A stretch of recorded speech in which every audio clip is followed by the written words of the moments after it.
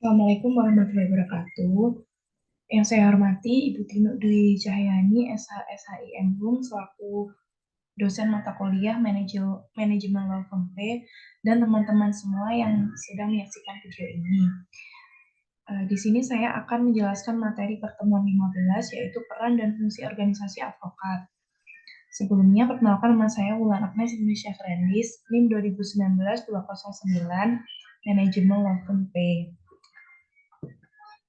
Yang pertama, peran dan fungsi advokat. Suatu organisasi bisa dikatakan baik apabila organisasi tersebut dan organ-organnya dapat menjalankan fungsi dan perannya sesuai dengan apa yang digariskan maupun yang diatur berdasarkan undang-undang, khususnya Undang-Undang Nomor 18 Tahun 2003 tentang advokat, termasuk anggaran dasar dan anggaran rumah tangga serta kode etik advokat.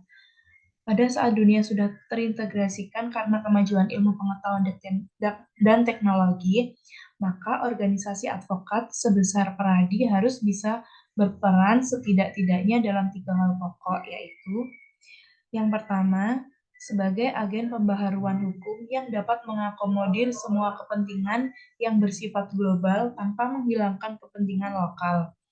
Peran semacam ini penting karena pada akhir pembaharuan hukum itu harus bertujuan untuk memberikan kesejahteraan kepada masyarakat luas.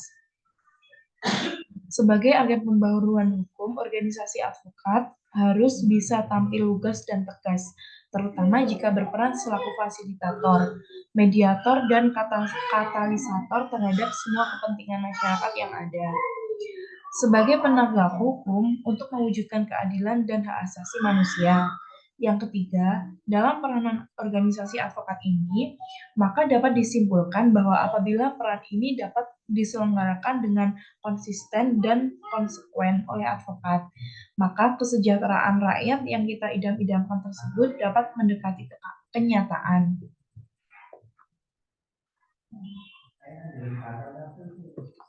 Selanjutnya, berkaitan dengan hal tersebut, maka dapat disimpulkan beberapa tugas penting dan mendesak yang dilakukan oleh organisasi advokat khususnya Peradi saat ini antara lain, pertama, mengangkat advokat. Yang kedua, membuat dan menyelenggarakan buku daftar advokat dan setiap 1 tahun melaporkan perubahan jumlah anggota organisasi advokat kepada Mahkamah Agung dan Menteri Hukum dan Hak Asasi Manusia. Yang kedua, menyelenggarakan pendidikan khusus advokat sebagaimana pada pertengahan tahun ini, menyelenggarakan ujian advokat, menetapkan kantor advokat yang memberikan kewajiban untuk menerima calon advokat yang akan melakukan magang. Berikutnya, menetapkan dan menjalankan kode etik bagi para advokat.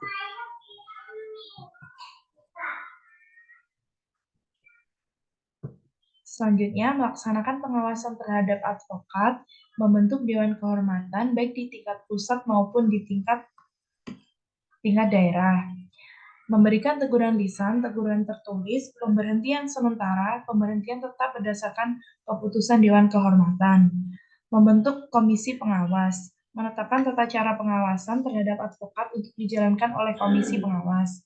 Yang terakhir yaitu memberikan dan atau mengeluarkan rekomendasi sehubungan dengan izin advokat asing yang akan bekerja sebagai karyawan di kantor advokat Indonesia, dan berbagai hal lainnya yang sesuai dengan tujuan organisasi advokat.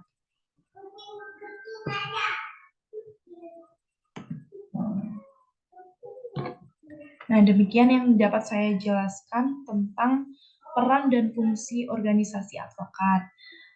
Sekian, terima kasih. Wassalamualaikum warahmatullahi wabarakatuh.